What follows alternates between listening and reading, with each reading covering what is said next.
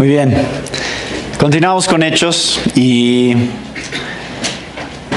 les voy a dar un pequeño recordatorio de dónde estábamos. Nos habíamos quedado en octubre del 2017. Eso es hace mucho tiempo ya. En Hechos capítulo 20. Y si ven en sus Biblias, Hechos capítulo 20 termina, o sea, la segunda mitad del capítulo termina con esta reunión que tuvo Pablo con los ancianos de la iglesia de Éfeso, en Mileto. Y lo que hicimos fue que llegamos ahí y pausamos, o sea, aprovechamos que ahí estábamos en Hechos, viendo cómo Pablo lo que les aconsejó a los ancianos de Éfeso, lo que les dijo acerca del ministerio, de la labor de liderazgo en una iglesia, de cómo pastorear a las ovejas, del ejemplo que él había sido también para ellos, cómo tenían que seguir su ejemplo. Y vimos eso, y entonces hicimos una pausa de 3 meses para estudiar el libro de Efesios. Y el domingo pasado, nuestro hermano Jonathan concluyó con la última parte de Efesios 6. Entonces ya concluimos con el libro de Efesios. Ahí estábamos en el libro de Hechos, viendo lo que Pablo quiso decirles en Hechos a los de Efesios, a los de Éfeso. Y ahora regresamos ya nuevamente a el capítulo 21 de Hechos. Pero quiero que vean cómo se conecta el capítulo 21 con el 20, porque realmente es una secuencia aquí. Hicimos una pausa, pero van juntos. Porque este mismo viaje, o sea, todo esto se dio en esta última parte de su tercer viaje misionero de Pablo, ya yendo de regreso a Jerusalén.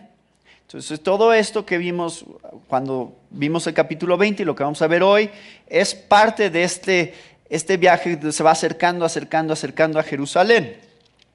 Entonces, quiero que vean de dónde viene en el énfasis en el capítulo 20.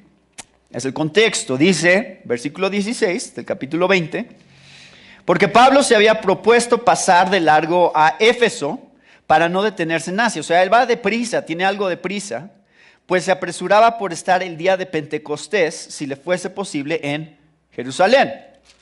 Y él les dijo en el versículo 22, he aquí ligado yo en espíritu voy a Jerusalén sin saber lo que allá me ha de acontecer, salvo que el Espíritu Santo por todas las ciudades me da testimonio, diciendo que me esperan prisiones y tribulaciones.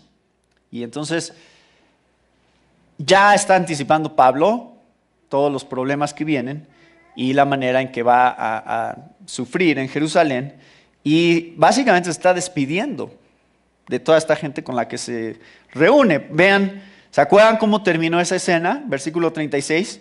Cuando hubo dicho estas cosas, se puso de rodillas y oró con todos ellos. Entonces hubo gran llanto de todos, y echándose al cuello de Pablo le besaban, doliéndose en gran manera por la palabra que dijo, de que no verían más su rostro, y le acompañaron al barco. Entonces va de puerto en puerto Pablo en estos barcos, y va en estas ciudades con unas paradas forzosas, porque estas embarcaciones hacían paradas en diferentes ciudades, y se tenían que bajar los pasajeros y esperar hasta que otra vez volvieran a embarcar y seguir a la siguiente ciudad. Y es lo que leemos en el versículo 21, capítulo 21. Vamos a leer los primeros 14 versículos, que son lo que vamos a meditar hoy. Dice, después de separarnos de ellos, zarpamos y fuimos con rumbo directo a Cos, y al día siguiente a Rodas, y de ahí a Pátara. Y hallando un barco que pasaba a Fenicia, nos embarcamos y zarpamos. Al avistar Chipre, dejando la mano izquierda, navegamos a Siria y arribamos a Tiro, porque el barco había de descargar ahí. Entonces, estamos leyendo todo un diario de parte de Lucas muy detallado acerca del viaje. Dice, y hallados los discípulos, nos quedamos ahí 7 días, y ellos decían a Pablo, por el Espíritu, que no subiese a Jerusalén. Cumplidos aquellos días, salimos acompañándonos todos con sus mujeres e hijos hasta fuera de la ciudad, y puestos de rodillas en la playa, oramos. Y abrazándonos los unos a los otros, subimos al barco y ellos se volvieron a sus casas. Y nosotros completamos la navegación, saliendo de Tiro y arribando a Tolemaida, y habiendo saludado a los hermanos, nos quedamos con ellos un día. Al otro día, saliendo Pablo y los que con él estábamos, fuimos a Cesarea, y entrando en casa de Felipe el evangelista, que era uno de los 7, posamos con él. Este tenía 4 hijas doncellas que profetizaban. Y permaneciendo nosotros ahí algunos días, descendió de Judea un profeta llamado Agabo, quien viniendo a vernos, tomó el cinto de Pablo y atándose los pies y las manos, dijo: esto dice el Espíritu Santo, así atarán los judíos en Jerusalén al varón de quien es este cinto, y le entregarán en manos de los gentiles. Al oír esto, le rogamos nosotros y los de aquel lugar que no subiese a Jerusalén. Entonces Pablo respondió: ¿qué hacéis llorando y quebrantándome el corazón? Porque yo estoy dispuesto no solo a ser atado, mas aún a morir en Jerusalén por el nombre del Señor Jesús. Y como no le pudimos persuadir, desistimos diciendo: hágase la voluntad del Señor. Bueno, este es el pasaje que vamos a ver. Y como ustedes ven, es un pasaje un poco confuso, un poco complicado, porque vamos a tratar de entender qué está pasando aquí.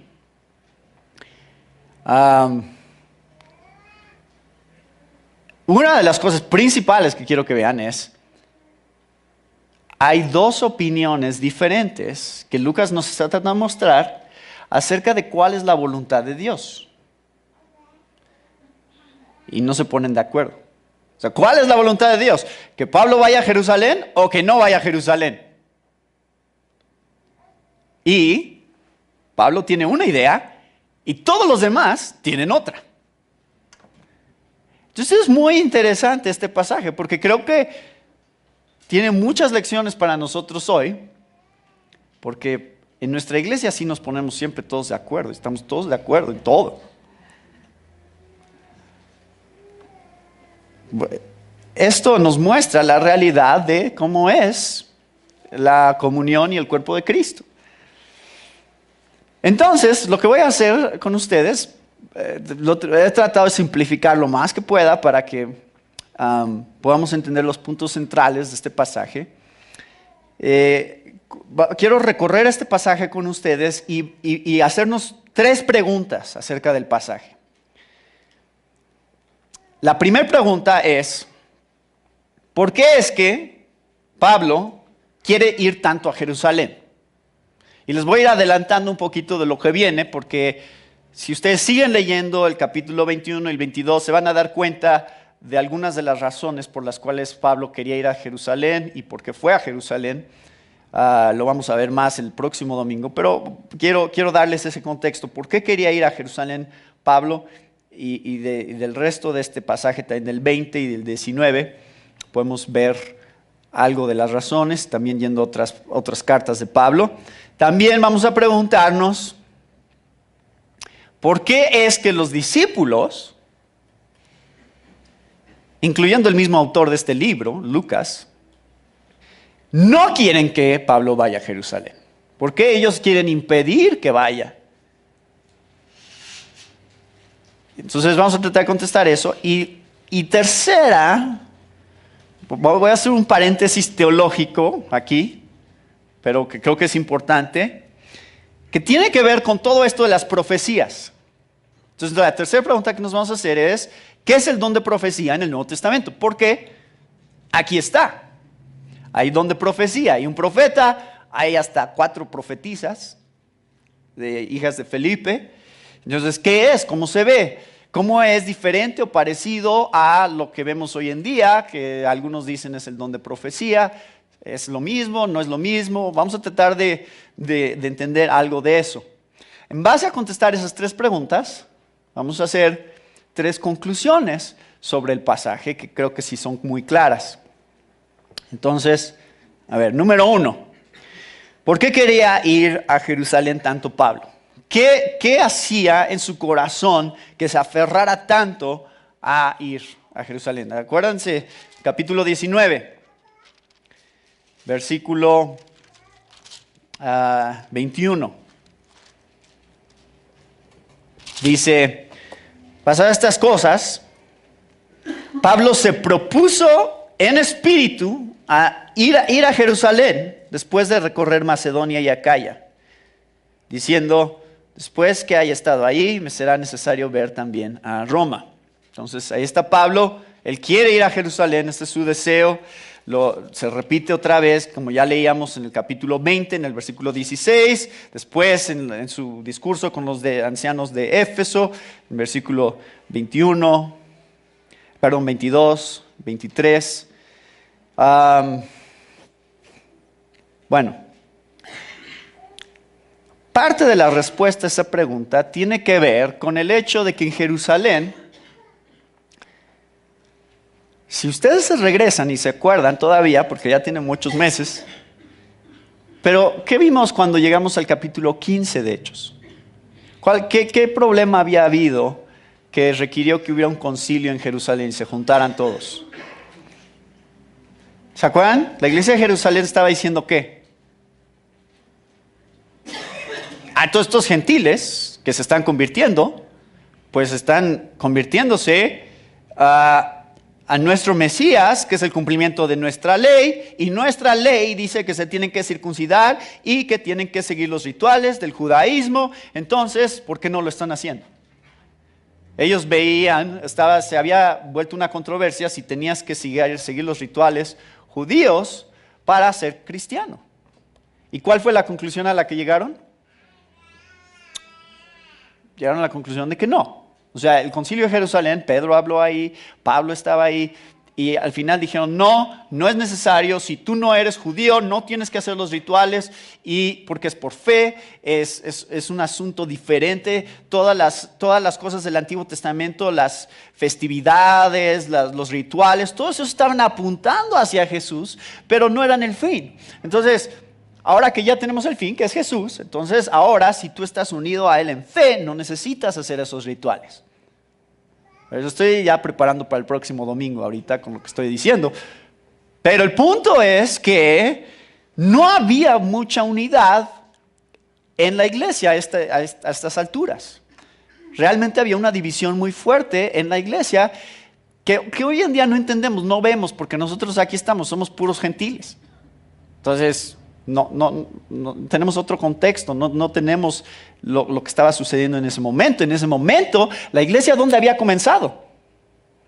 En Jerusalén. ¿Con quiénes? Con judíos. Y el problema más grande es que no estaba habiendo unidad entre judíos y gentiles, porque los judíos seguían sintiéndose superiores a los gentiles en muchos sentidos, porque decían, bueno, es que nosotros somos el pueblo de Dios, es que si ustedes se unen a nosotros, entonces ustedes tienen que hacerse como nosotros. Entonces, había una división claramente entre judíos y gentiles, y a Pablo le preocupaba esa división. De hecho, por una pista en el libro de Hechos, que viene un poquito más adelante, que es en el capítulo 24, versículo 17, donde dice, pero pasados algunos años vine a hacer limosnas a mi nación y presentar ofrendas. Por ese contexto y por lo que Pablo dice en 1 de Corintios 16 y también en 2 de Corintios, sabemos que Pablo había estado haciendo este recorrido ya al final de su tercer viaje misionero y estaba recaudando una ofrenda de todas las iglesias gentiles para llevar a los judíos. Y el propósito por el cual estaba recaudando esa ofrenda, que esa es la que está llevando ahorita, él va con un equipo de personas, va con Timoteo, va con Tito, va con otros que ya hemos mencionado en otras partes, y ellos son representantes de todas estas iglesias, la iglesia de Corinto, de la iglesia de Tesalónica, de la iglesia de Filipos, de todas estas iglesias, y han estado juntando ofrendas dándoselas a Pablo para llevarlas a Jerusalén. ¿Por qué creen? Porque entonces, cuando él llega con esa ofrenda, ¿qué significa eso? Miren, hermanos judíos de Jerusalén, los gentiles los aman. Somos un cuerpo en Cristo, somos una iglesia, vamos a estar unidos. Aquí está esta ofrenda para mostrarles cuánto queremos estar juntos. Entonces, para Pablo es muy importante esto. O sea, Pablo, si ustedes leen sus cartas y leen acerca de esta ofrenda en 1 Corintios, 2 Corintios, y si van viendo su sentir a lo largo de su ministerio y de su vida, ¿dónde iba Pablo primero a predicar siempre que llegaba a una ciudad? A la sinagoga, ¿no? ¿Por qué? Porque amaba a sus hermanos y le dolía mucho ver la incredulidad de los judíos. Y le dolía aún más ver el rechazo de los cristianos judíos hacia los gentiles cristianos. Entonces Pablo está luchando constantemente por unir a estos dos. Entonces, esto es lo que lo está motivando para ir a Jerusalén. A lo largo de este plan, ya hemos estado viendo, Pablo se los dijo a los de Éfeso, todas partes me dicen que me va a ir mal cuando vaya a Jerusalén. Cada ciudad que voy, Pablo, te va a ir mal. Cuando tú vayas, va a haber persecución, va a haber tribulación, va a haber prisiones. Pero a Pablo no le importa. Dice, ya estoy acostumbrado, siempre me va mal. Solo en Corinto, ¿se acuerdan? Que tuvo una revelación de parte de Dios y Dios le dijo, te voy a dar una pausita, un descansito, por ahorita no te van a hacer nada. Dijo Pablo, ay, pero ¿le iba mal a Pablo? ¿Se acuerdan en Listra qué pasó? Pensaban que ya se había muerto, de tanto que lo habían golpeado, lo sacaron de la ciudad y lo dejaron ahí y dijeron, no, pues ya se murió, ya déjenlo. Y resulta que no estaba muerto, pero a ese grado, o sea, llegaba a una ciudad y luego lo encarcelaban y lo azotaban y todo el tiempo le están pasando cosas terribles. Pablo ya está acostumbrado y dice, miren, cuando yo me convertí al Señor, en capítulo 9, versículo 16, ¿qué le dijo Dios a Pablo? Vas a sufrir. Pablo, yo te he llamado para ser apóstol a los gentiles, vas a sufrir muchísimo. Entonces esto no es nada nuevo para Pablo. Entonces esta es la pregunta, ¿por qué quería ir Pablo a Jerusalén? Ya les di algunas de estas razones.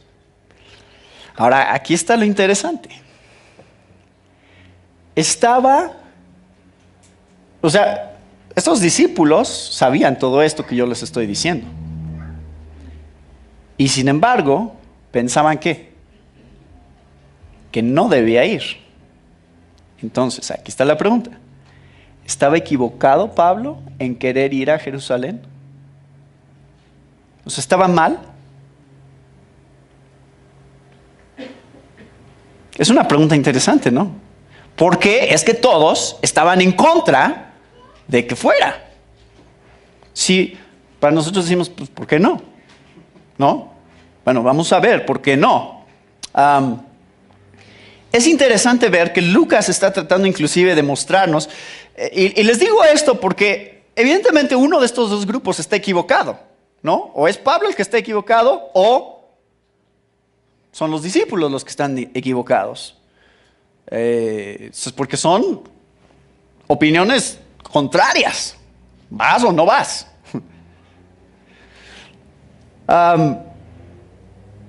Y Lucas nos da también inclusive un paralelo aquí, que quiero que vean, que es una pista de por qué a lo mejor Pablo está en lo correcto. Hay paralelos con el ministerio de Jesús, ¿los vieron? A ver si los notaron. Si tú hubieras leído el Evangelio de Lucas, no estés leyendo Hechos de Lucas, vas a notar que Jesús también fue a Jerusalén al final de su misión. Era su propósito ir cuando eran las festividades. En el caso de Jesús era cuando era la Pascua. En el caso de Pablo no alcanzaba a llegar a la Pascua, pero alcanzaba a llegar a Pentecostés. Hay 3 advertencias a Pablo de los sufrimientos que va a padecer en Jerusalén. Y 3 veces Cristo habló en esta última etapa acerca de los padecimientos que Él iba a sufrir en Jerusalén. Fue atado por soldados romanos, se arrodilló a orar y dijo que se haga tu voluntad y no la mía. O sea, hay muchas cosas que creo que están diseñadas para recordarnos y sobre todo de todas esas cosas se opusieron, especialmente Pedro. ¿Se acuerdan de Pedro? ¿Qué le dijo Pedro a Jesús cuando Jesús le dijo, ay, sí, voy a ir a morir? ¿Se emocionó Pedro? Ay, sí, qué bueno. Vas a morir. No, él estaba triste sobre eso y le dijo, no, Señor, no, ¿cómo va? ¿Cómo crees? Pero ¿era la voluntad de Dios lo que Pedro estaba diciendo? No, y Jesús se lo dijo. Apártate de mí, Satanás. Ahora, habiendo dicho todo eso, tenemos que evaluar esto con cuidado porque a pesar de que existen esos paralelos, Pablo no es Jesús. O sea, ¿se podría haber equivocado Pablo? Sí, Jesús no, Pablo sí. Algo interesante, y aquí quiero todavía que sientan más tensión de la que ya sienten, espero, es que dice el versículo 22 del capítulo 20, ahora he aquí, ligado yo en espíritu, voy a Jerusalén sin saber lo que me ha de acontecer. Y también cuando lo menciona en el versículo, en el capítulo 19, versículo 16, se había propuesto Pablo pasar de largo a Éfeso porque quería ir a Jerusalén. Pero otra vez se menciona en el capítulo 20, versículo 16, a veces es donde estoy. No, perdón, en el capítulo 19, versículo 21, es que me estoy... Capítulo 19, versículo 21, vean lo que dice. Pasadas estas cosas, Pablo se propuso en espíritu ir a Jerusalén, después de recorrer Macedonia y Acaya. Entonces, Pablo, a ver, mi pregunta es, ¿está siendo Pablo guiado por el Espíritu en esta decisión de ir a Jerusalén? ¿Sí? Parece ser, ¿no? Pero a ver, vamos a ver el otro lado. Dice el versículo 4 del capítulo 21, ¿qué dice? Ellos decían a Pablo, ¿por quién? Por el Espíritu, que no subiese a Jerusalén. ¿Están siendo guiados los discípulos por el Espíritu a decirle a Pablo, no vayas? Dice Lucas, están siendo guiados por el Espíritu. No solo eso, sino cuando llega Agabo, el profeta, ¿qué le dice a Agabo? Versículo 11. Esto dice, ¿quién? El Espíritu Santo. ¿Está hablando Agabo de parte del Espíritu Santo? Que es... tiene un problema de personalidad el Espíritu Santo, como que no se decide. O sea, a Pablo le voy a decir que sí vaya, pero a estos les voy a decir que no se vaya. ¿Qué está pasando aquí? ¿No es extraño? O sea, yo quiero que vean eso, porque eso es lo que quiero ayudarles a entender en este pasaje, lo complejo de esta situación. Entonces, vamos a ver el otro lado. Vemos buenas razones por las cuales Pablo quiere ir a Jerusalén, pero por el otro lado, los discípulos están preocupados por la seguridad de Pablo. Pablo siempre se enfrentaba a los peligros que le esperaban. ¿Siempre? No siempre. Ya leímos varias historias. Una vez lo bajaron en una canasta. Otra vez cuando estaban todos alborotados, ¿se acuerdan? En Éfeso con lo de las estatuas y todo eso, y jalaron a unos de los discípulos y había todo un tumulto ahí, y entonces Pablo dijo, yo voy a salir y es una oportunidad para predicar, y le dijo, no, espérate Pablo, no, tú quédate aquí escondido. ¿Y qué hizo? Se quedó escondido, no salió. Muchas veces huyó de peligro. Entonces, No es extraño sugerirle a Pablo, ¿sabes qué? Si te van a matar, si hay peligro que te maten, no vayas. No es raro. En el ministerio de Pablo, para los discípulos tiene completo sentido esta sugerencia. En la mente de ellos, el que Pablo estuviera a salvo por ahora era una mejor manera de avanzar el evangelio. Que, bueno, pues ya mátenlo. Ya cumplió. No, o sea, ellos veían, no, el ministerio de Pablo está creciendo, está teniendo influencia, es un gran maestro, lo queremos mucho. No es mala idea que siga aquí un rato más. Y además de todo eso, pero es para agregar, porque les voy a decir una cosa aquí, cuando estoy leyendo probablemente leí, no sé, 10 comentarios diferentes de Hechos acerca de este punto, y no están de acuerdo. Todos quieren encontrar quién estaba mal y quién estaba bien. Y algunos dicen, no, los discípulos estaban mal, estaban siendo egoístas. ¿Cómo puede ser que estén diciéndole a Pablo, tú quédate? Pues él tenía que ir a Jerusalén y predicar, y eso era parte de la misión de Dios para él.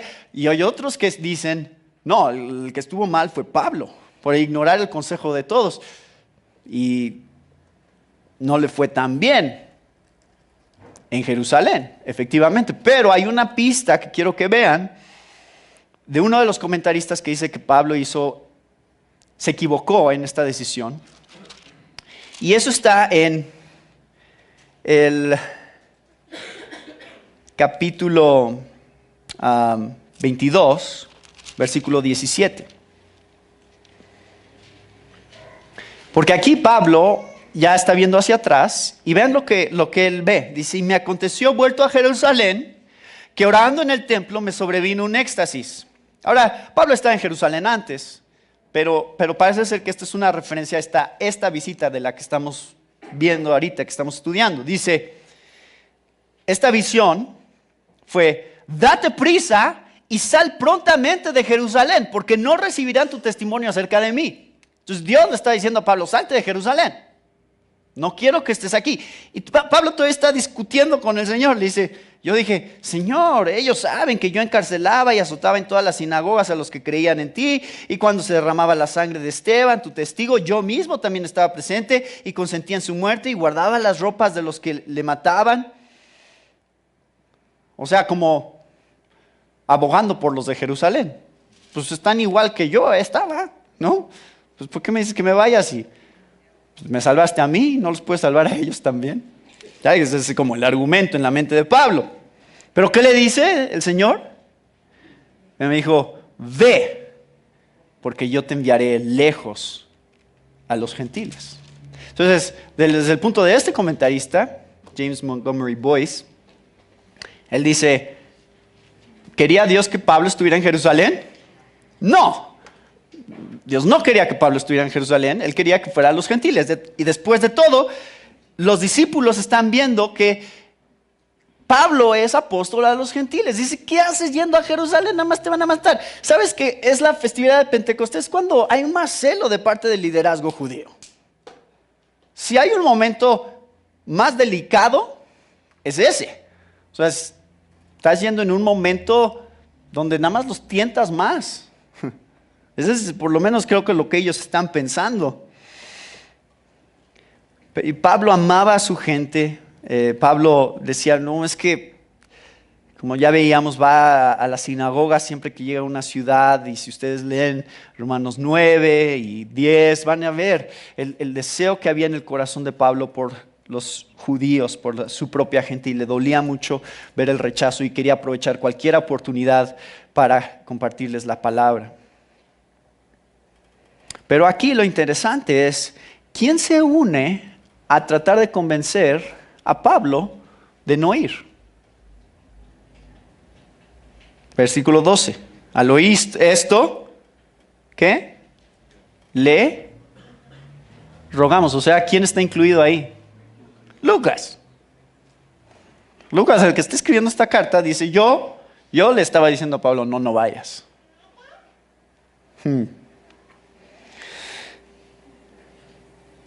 Bueno, ¿quién estaba en lo correcto y quién estaba equivocado aquí?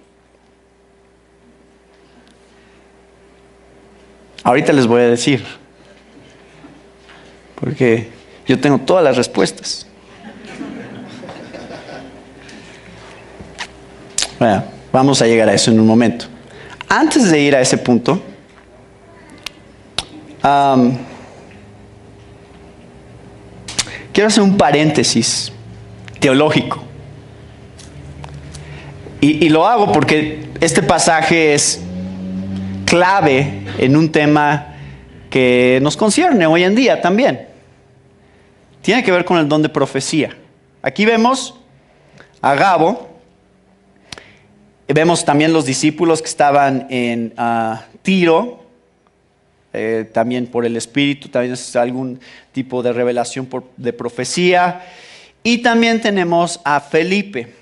Ven aquí cuando llega a Cesarea, Felipe se había ya establecido en Cesarea con su familia. Ahora, ¿quién era Felipe? Nos dice Lucas, era uno de los 7. ¿Cuáles 7? 7 diáconos de Hechos capítulo 6. ¿Se acuerdan? Escogieron a 7, Felipe es uno. Y después vimos a Felipe, como de Felipe el evangelista, que fue a Samaria, ¿se acuerdan?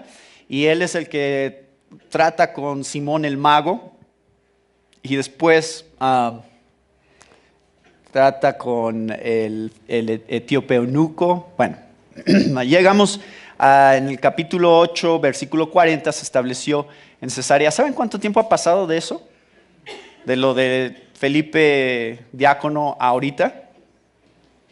20 años han pasado ya. O sea, leemos este libro bien rápido y decimos, sí, qué bonita historia, pero la verdad es que Hechos cubre un periodo muy largo de tiempo. Felipe ya estaba y ya tuvo tiempo de tener 4 hijas. Y resulta que todas son profetisas. Qué interesante, ¿no? Porque Lucas nos señala eso, nos dice, por cierto, no estaban casadas, o sea, eran vírgenes. Hoy en día no es tan fácil hacer esa conclusión, ¿verdad? Pero en este tiempo sí decían, no están casadas, son vírgenes. Y además, son profetisas. Entonces, ¿qué podemos decir acerca del don de profecía? Porque hoy en día, en muchos lugares, muchas iglesias, donde hay supuestamente profetas, que dirían, pues yo soy como Agabo, ¿no? Yo les voy a decir qué va a pasar y escúchenme como Pablo escuchó a Agabo y voy a darles revelación de parte de Dios. Número 1, quiero que vean esta diferencia. Número 1, por lo menos de las profecías que yo he escuchado de nuestra época,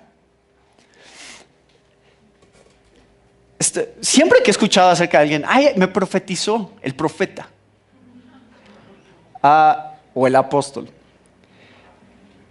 casi siempre es algo pues medio motivacional, algo bonito, ¿no? Que les profetizaron. Sí, Dios quiere usarte grandemente este año y usar tus dones y veo así mucha bendición y prosperidad para tu vida. Y tú que no te podías embarazar, ahora sí te vas a embarazar para el año que entra. Y tú que estabas enfermo, ya el año que entra Dios te va a curar. Tiende a hacer ese tipo de cosas. Bueno, eso es lo que yo oigo normalmente. No son cosas muy positivas.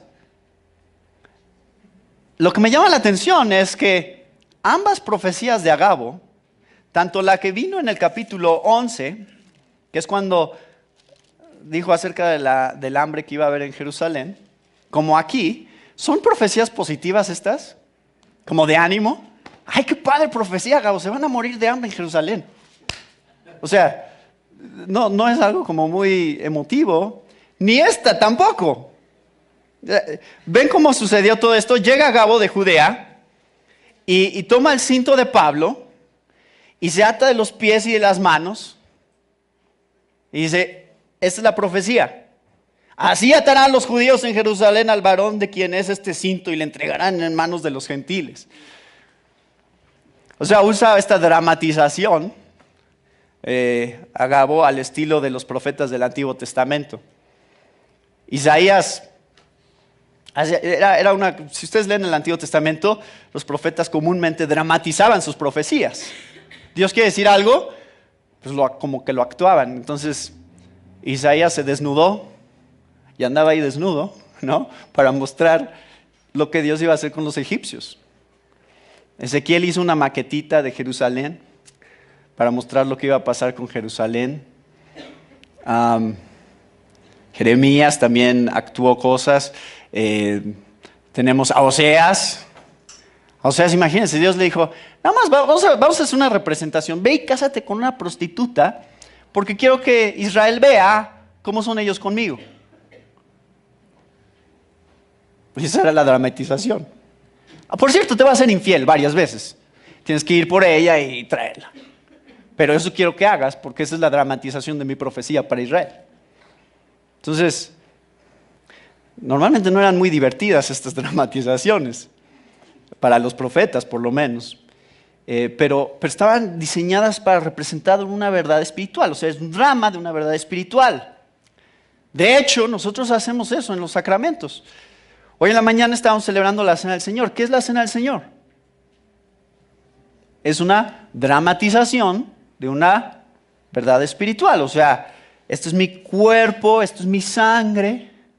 Hagan esto en memoria de mí, hagan esta dramatización para que recuerden una verdad espiritual. O sea, es una manera más clara, más vívida de entender lo que estamos recordando. Igual con el bautismo. Aquí Agabo le dice, a ver Pablo, por si no te queda claro cómo va a estar, así te van a amarrar. Las manos o los pies como puerquito. Y van a meterte a la cárcel, no te va a ir bien. O sea, quería como hacerlo más claro, más vívido para Pablo.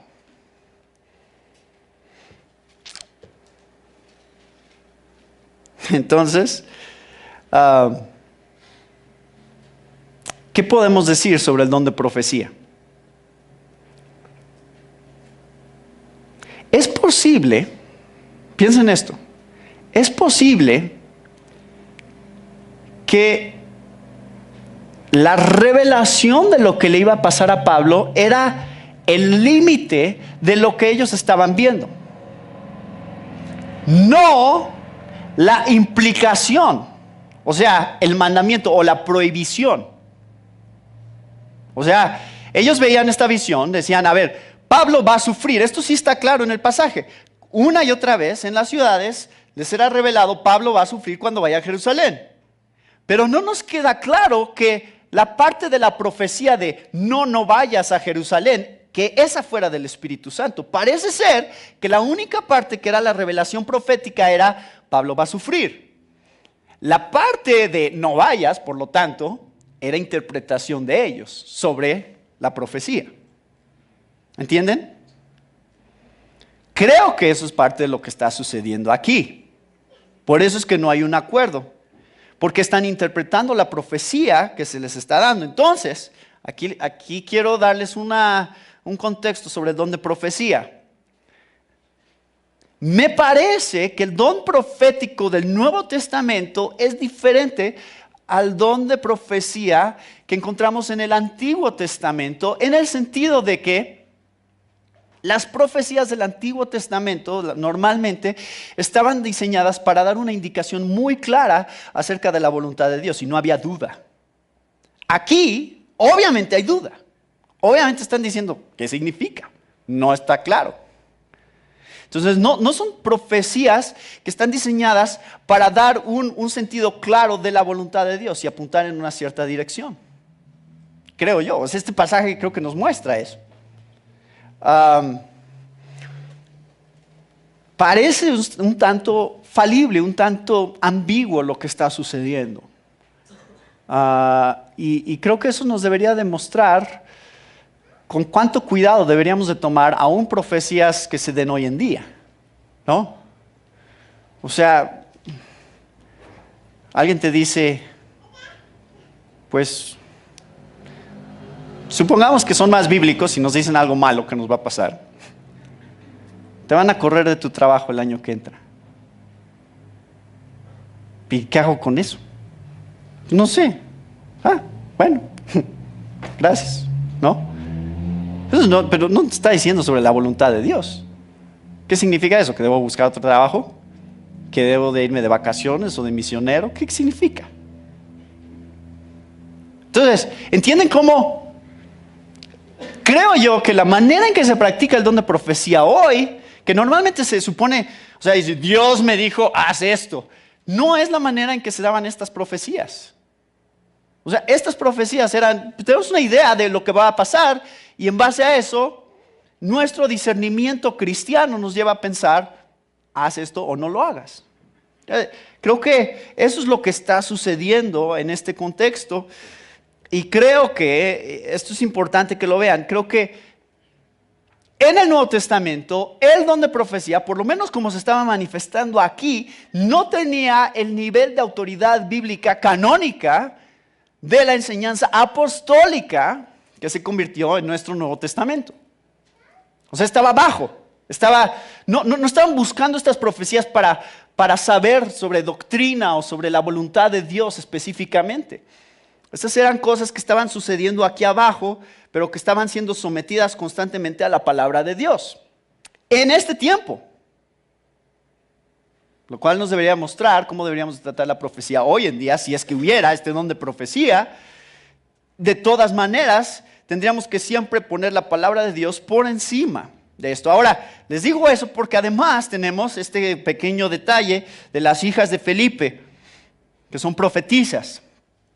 Algunos dicen que el don de profecía en el Nuevo Testamento es lo mismo que el don de enseñanza.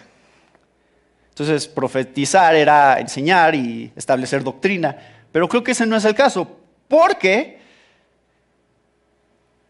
las 4 hijas de Felipe, siendo mujeres, o sea, las ponemos en contexto lo que decía Pablo, y a ver, piensen, ¿qué decía Pablo sobre el rol de la mujer dentro de la iglesia en cuanto a la enseñanza? ¿Qué decía?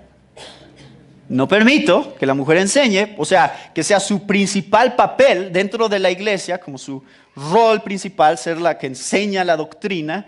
Quiero que el hombre sea, y creo que Dios ha dado esa responsabilidad al hombre. Pero sí dice Pablo en 1 Corintios 11, que la mujer que ora o profetice en la iglesia se cubra la cabeza. O sea, Pablo sí permite que la mujer ore y profetice, no permite que enseñe. Entonces, hay una clara distinción entre el don de profecía y el don de enseñanza. Y claramente el don de enseñanza, en cuanto a doctrina y revelación de parte de Dios, está por encima de cuestiones de profecía, del don de profecía. Que me parece que era algo pues menos místico y menos extraño de lo que pensaríamos hoy en día acerca del don de profecía. Parece que se da en el contexto de conversaciones, de decir, mira, yo creo que Dios me está mostrando esto sobre algo que va a suceder, y entonces tenían que discernir cómo podía eso ser de edificación dentro de la iglesia, cómo usarlo. Lo que Agabo profetizó en Hechos 11 sobre el hambre que iba a haber en Judea, los llevó a hacer ¿qué? A llevarles una ofrenda. ¿Se acuerdan? Pablo y Bernabé. Entonces, era discernir. O sea, la profecía no era llévenles una ofrenda, la profecía era va a haber un hambre, y esa profecía los llevaba a decir, ¿cómo puede ser esta profecía de edificación? Vamos a hacer algo por nuestros hermanos. ¿Entienden? Entonces, no está más místico decir cosas nada más así por decirlas, sino cómo las usamos de una manera que sirva al reino de Dios. ¿Estaban los discípulos queriendo glorificar a Dios en detener a Pablo de ir a Jerusalén? Sí. ¿Estaba Pablo queriendo glorificar a Dios en querer ir a Jerusalén? Sí. Entonces, y por cierto, les menciono esto también como otro paréntesis, las hijas, tenemos por la historia de la iglesia que 3 de estas hijas de Felipe llegaron a más de 90 años y fueron fuente de información sobre la era apostólica y de la primera iglesia para varios historiadores como Eusebio. Es muy interesante que aparecen en otros lugares fuera de Hechos. Pero a ver, si tenemos estos dos grupos, Todos diciéndole a Pablo, no vayas, y Pablo diciendo, no, sí, sí voy a ir. Entonces, ahora sí, ¿quién tenía la razón?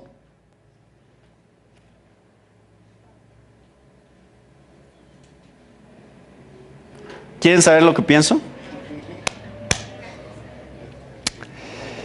No sé.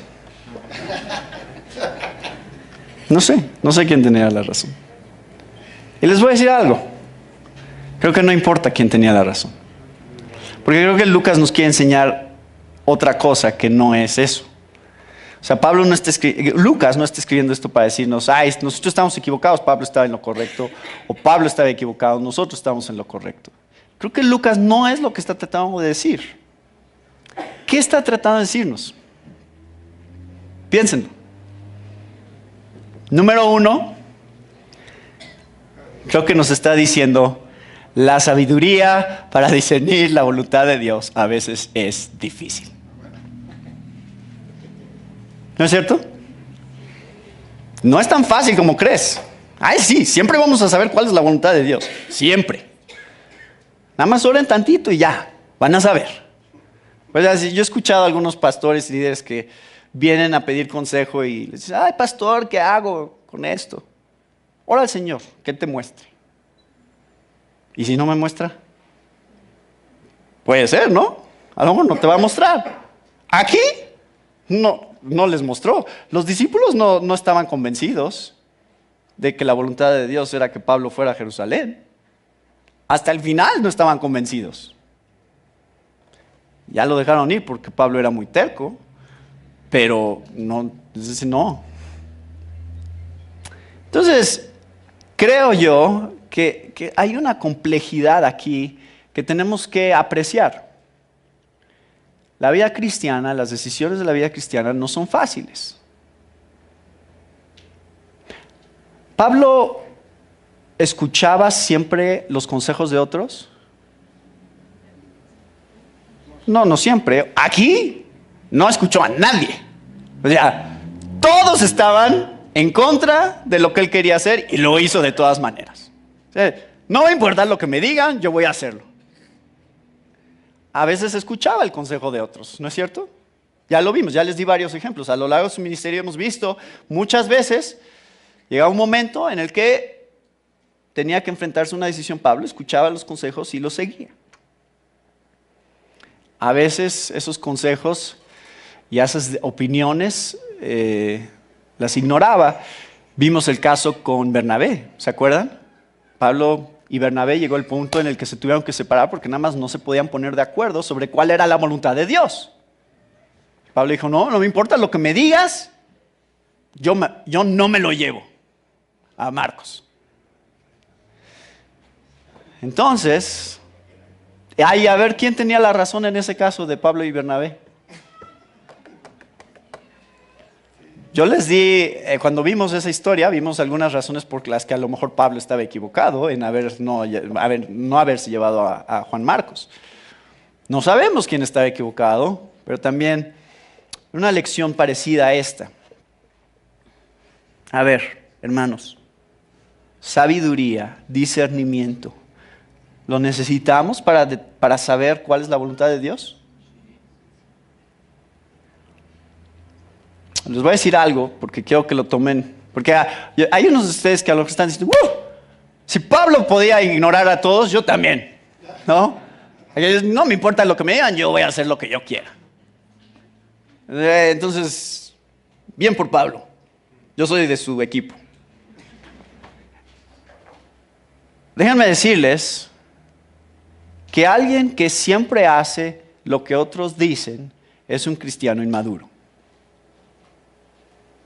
Pero también alguien que siempre ignora lo que otros dicen es un cristiano inmaduro. O sea, que tienes que tener mucho discernimiento para saber cuándo escuchar y cuándo ignorar. Pero eso no es fácil y puede ser peligroso. Puedes tomar decisiones muy malas en base a ignorar o a escuchar a alguien. ¿No es verdad? Entonces, Señor, danos sabiduría para entender lo complejo de las decisiones que tenemos que tomar. ¿Es siempre la decisión más difícil la correcta? No. Pablo a veces no tomaba la decisión más difícil, porque a veces, que no me maten, esa es la decisión que vamos a tomar ahorita, esa es la más fácil, ¿no? De hecho, vamos a ver en el próximo domingo lo que pasó en Jerusalén. Pablo tomó la decisión fácil en lo que va a suceder a continuación. Léanlo si quieren, adelántense si quieren. Lo vamos a ver el próximo domingo. Pero Pablo en lo que viene en Jerusalén se fue por el camino más fácil. Que habríamos pensado, no, Pablo, después de esto, tú te habrías enfrentado también a Jacobo y a los de Jerusalén. Les dices, no, yo no voy a hacer lo que me están pidiendo porque eso va en contra del Evangelio. Bueno, espero que los haya interesado ya en el próximo domingo. Pero a veces la decisión fácil es la correcta, a veces la decisión difícil es la correcta. Pero ¿cuál sería el punto de este pasaje entonces? ¿Para qué escribió esto Lucas? Creo que escribió esto para que veamos una cosa. Bueno, dos cosas porque son las que les voy a decir. Número uno, lo escribió porque quiere que veamos que la unidad y los desacuerdos no son incompatibles. ¿Los anima eso? A ver, estamos empezando un nuevo año. ¿Va a ser fácil este nuevo año? Tenemos que hacer muchas cosas como iglesia. ¿Vamos a estar de acuerdo en todo lo que hagamos?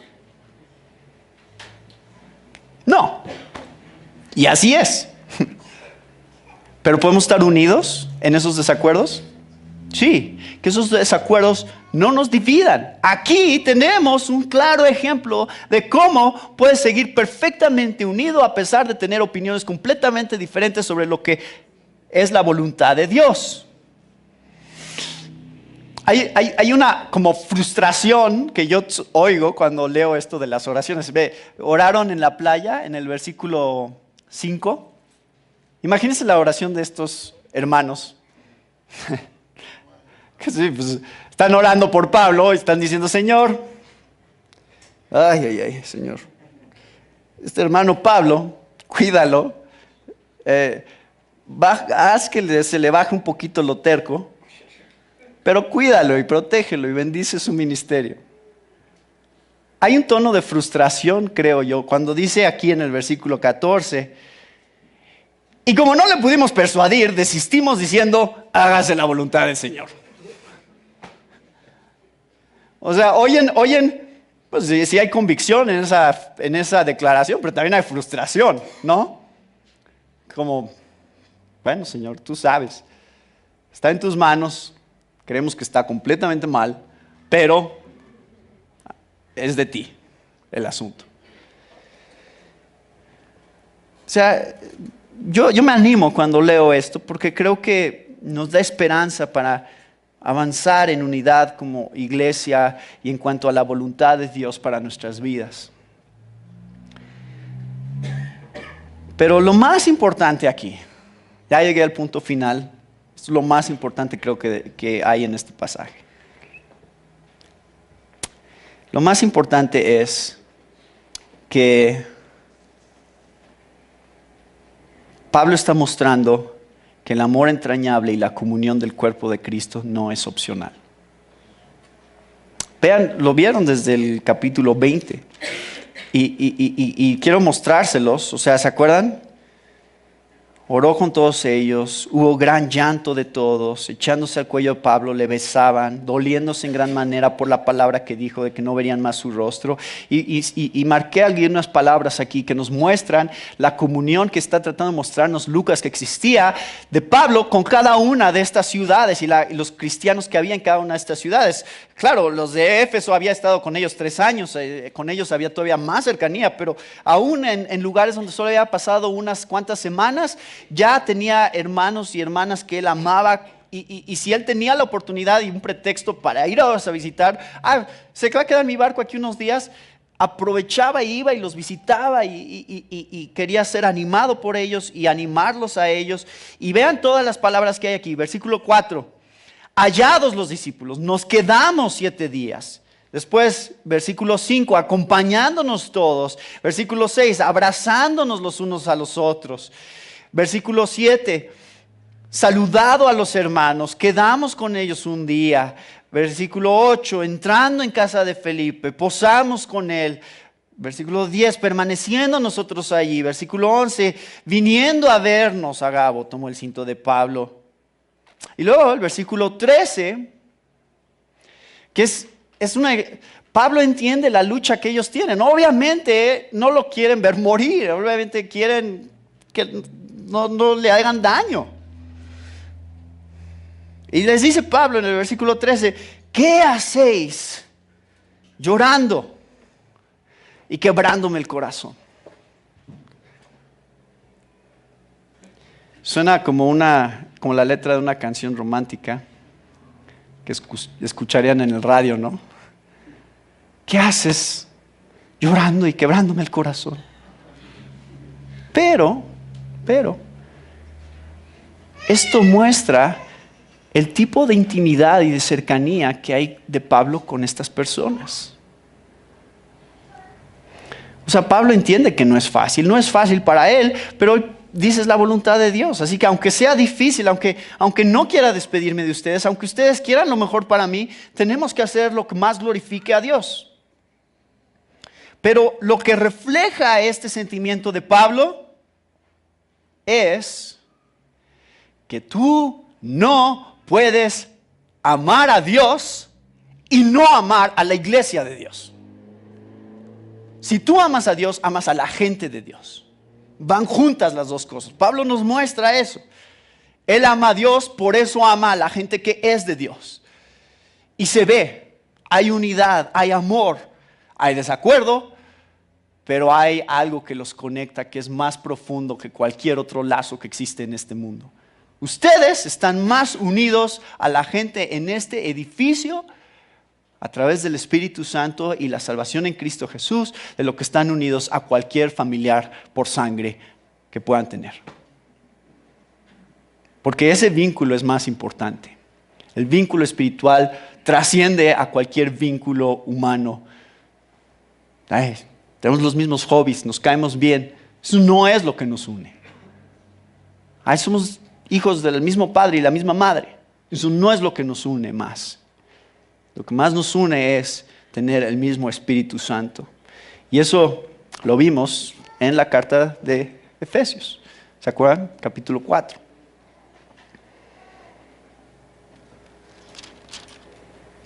Todo esto ya es la introducción a lo que viene el próximo domingo. Que Dios nos ayude este año a vivir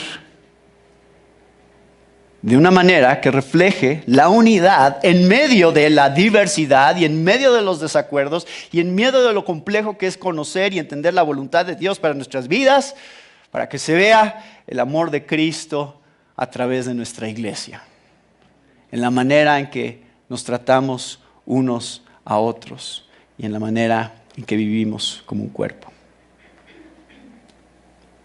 Pues de pie.